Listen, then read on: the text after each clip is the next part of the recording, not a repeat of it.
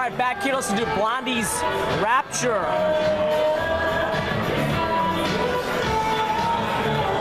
Yes, a classic 80s hit, actually playing at Bar Louie's here. Blondie's Rapture, probably released before Jason was even born, I'm assuming here. Am I right on that one, Jason? Maybe or maybe not, you know. We'll never know, will we? I don't know. Hey, I'm a fan of 80s music, all right?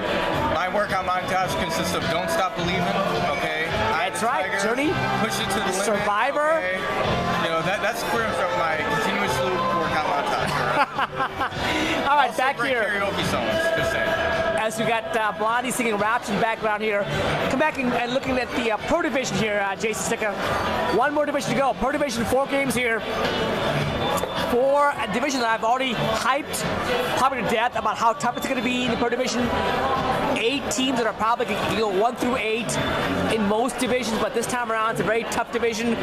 The first game Pro Division featured. You want to know what featured? You want to tell me what featured? Yeah, go. Blood Red versus Funkmaster Redux. Yep. In a game that on paper, Funk was probably favored overall. As I zoom back out again, I'm sorry, my camera was shot in here.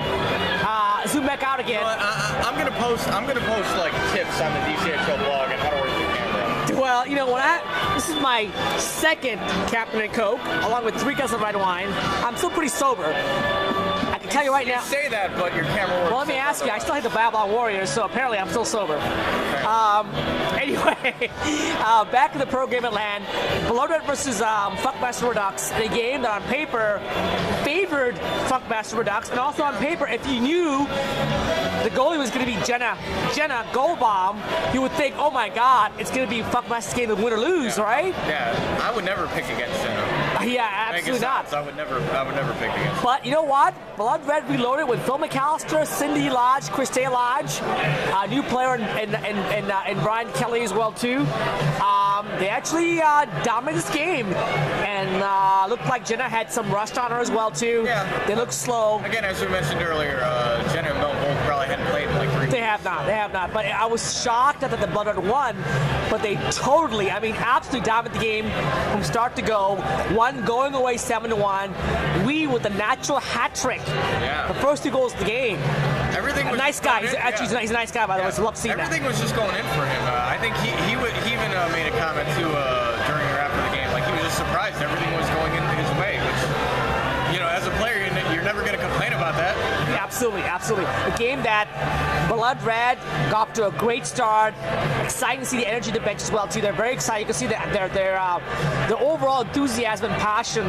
They won a game, a big game going away 1-0. Is this Blood Red team for real, Jason Sticka? I think the addition of those former Scorpions players that you mentioned, Cindy, Christay, Phil McAllister as well too from Extra Strategy. Yeah, Phil from Extra Strategy. Yeah, I think those are huge additions to Blood Red. Especially Phil, he is a scorer. Yes, he is. Speed guy. Yeah, he's a speed guy. So I think that definitely helps Blood Red a lot. And I think had Jenna not had some rust on her, I think the score would have been a lot closer. Absolutely, yeah. But even so, I like the makeup of Blood Red. I know you don't like the makeup of. No, I didn't say that. No. Who said that? Who said that? I'm just saying you don't give. That was last year. That was last year. You don't give them love.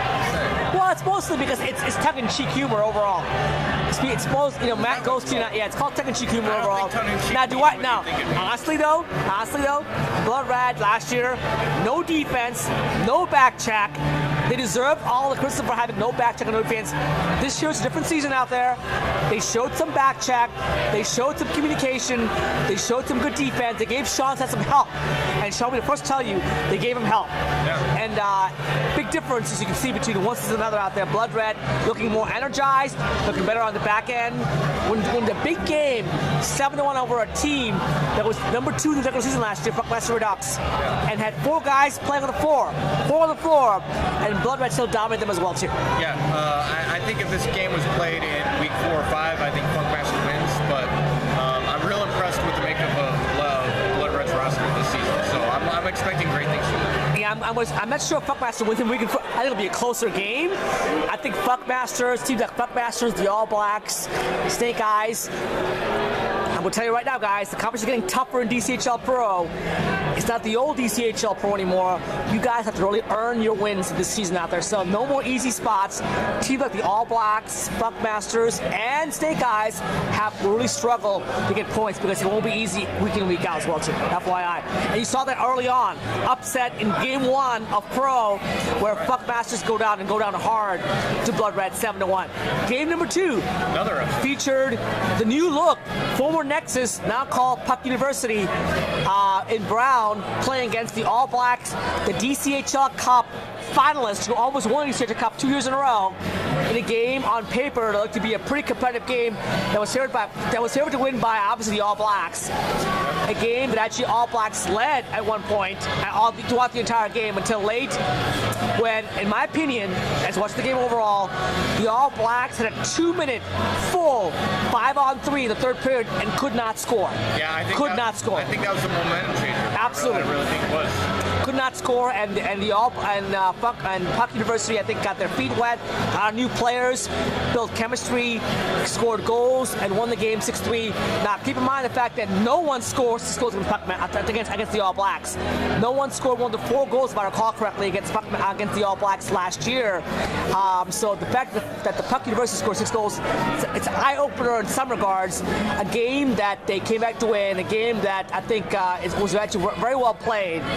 I think the Buckmasters will have to be worried about where they stand now, because teams like Puck University and DC Provicudas over there, the All Blacks have to worry about making the top 4, you think, Jason? I don't think they have to worry about making the top 4. I think they'll continue to make the top 4, but definitely have to, I don't want to say be on their toes a little bit more, but for lack of better terms, yeah, be on their toes a little bit more.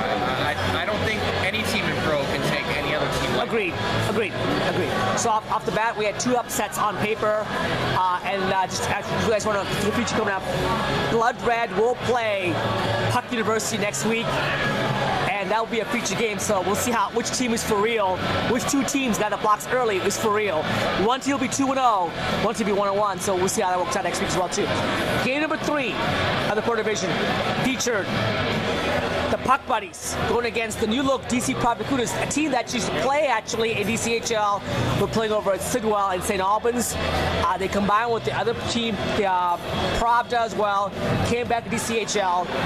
Jason Lopez, JL as I call him, left the Puck Buddies to play with DC Provicudas, so it made sense to make this game a feature game for us. Yep, and a feature game, it's up on YouTube. It's on YouTube. Jason call as well too. In a game that we're actually DC Provicudas scored early. Scored early on Sean Sampson, was filling in for a late goalie, Sean Rada, for Puck Buddies, and you thought, whoa, could this be an upset? Could be a 3rd straight upset in the Pro Division? But then Jake Ruby took over along with Brad Patton. Yeah, it was a Jake and Brad show. It was the Jake and Brad tandem, pretty much all game long. I mean, again, if you watch the game, you'll hear me call it, Jake to Brad, Jake to Brad, Jake to Brad, or Brad to Jake. Yeah, it was back and forth. Those 2 all-star players, and I mean, what else can you say? They took control of the game. I think Sharaf had a goal in there late too as well. So it's not just all the Jake and Brad show, but clearly when you have 2 dominant players like that, they have the ability to take over the game and kind of force their will on the opponents. I think the DC Provicudas, I think they will go far in Pro. I think that the fact that a lot of those players haven't played at the Rockville Sportsplex and are not used to that venue. I think it will take some time to adjust. I don't think it'll take long for them to adjust, but I think they're, at least for week 1 wise, I think there was that adjustment period that showed. There were a couple key moments I felt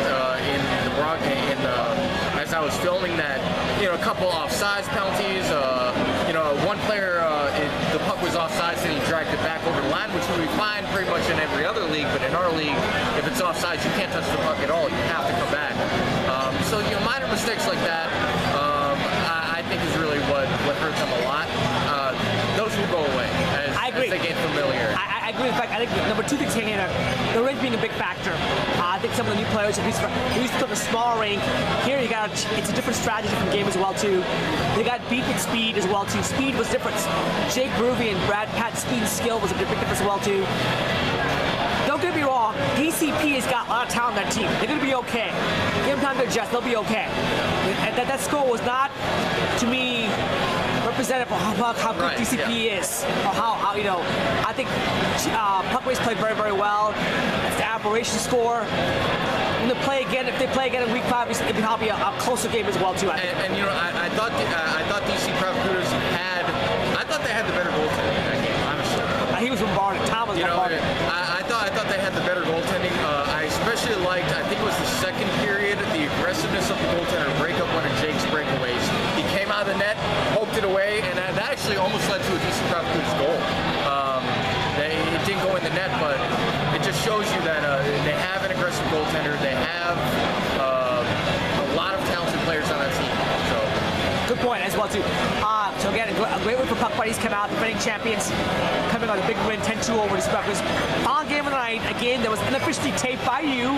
It's an unofficial feature game. Only some people It's on the black market. You can only get it if you pay $5 to me, and Jason will get a copy of the game as well too on YouTube. Basically, a game that I was actually surprised at how good the Ducks look. Ducks speed. To me, speed and the foot speed, the foot quickness of the Ducks, big factor. They had at least 8 2-on-1, 3-on-2s in my opinion, as a referee. The foot speed and the quickness of Ducks, the big difference here, as they actually dominated. If it was for John Roms, it would have been a 12-1, 13-1 game. Yeah. John was on fire, but unfortunately too much shots on goal. At the end, he succumbed to it all. Foul score, 7-1 Ducks. A little impressive with James Miles, Luke Taylor, and Josh Brooks. No Chris Calendar, but FYI guys, Chris Calendar, he's back with the Ducks full time. You see him hopefully next week as well too.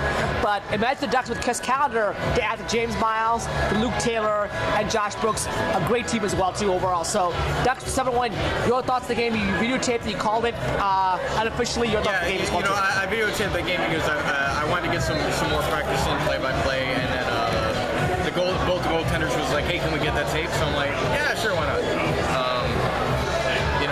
There may have been money that exchanged hands. There may have been other bribes offered up. I don't know. I can't really say. But what I can say is that those two teams met last year in the playoffs, very evenly matched.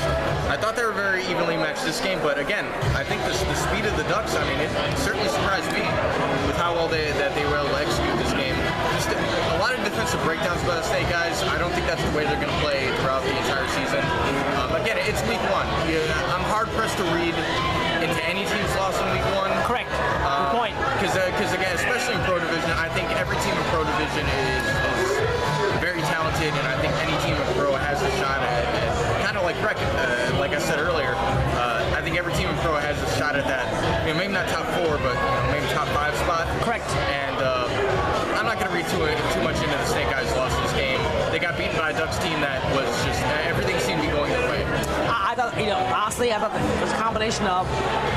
I think there was some lack of back checking by the Snake Eyes, and yes, you can see on videotape some of the Snake Eyes didn't back check, but really it was foot speed. The Ducks. Yeah. The Ducks are probably the best team in DCHL to turn a neutral zone turnover into a 2-on-1 with a turnaround foot speed.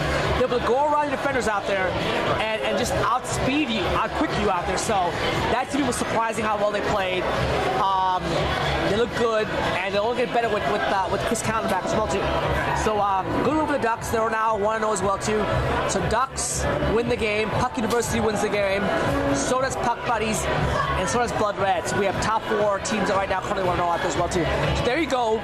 Great Pro Division. I can't wait for the Pro Division. There'll be so many great games in Pro this year. It's going to be unbelievable. We'll see We'll see 2 next week actually. We'll see the Ducks go against the All Blacks next week. Yeah. A great game. And we'll see the Blood Red going against Puck University. A great game. So we'll have plenty of action as well too. But there you go. Week 1 review for you. We had the X Division review. We had the Rec Division review. We also had the Pro Division review as well too. As you saw out there. Any last moment parting thoughts you're going to stick up? It's going to be a great season. This is the largest season we've ever had. 22 teams. And 307 players, by the way. 307 players. Official players, yeah. Not double dipping. 307 names in our DCL list. Yeah. Again, it's our hugest season ever. A lot of influx of talent, and I'm excited about it. I really am. I can't wait. Every week I look forward to Sunday, and I think that's the feeling of a lot of players out there. Absolutely. I want to thank guys like John Roms, guys like Jay Hunter, guys like Ryan Kelly. importantly, guys like Jason Sticka, who actually helps keep stats, helps tapes the games, doesn't get paid for it. Thanks so for your work as well too. It makes it a lot more fun when people chip in. Thanks for it as well too. Yeah, it's going to be a roller coaster ride. Just strap in and enjoy it. It's going to be a lot of fun. It'll be fun. So we'll see you in week 2 of action here at the Rocket Sportsplex. Have fun, everybody. Stay warm. It's cold out there. Stay warm, and we'll see you for week 2 action at DCHL. Take care.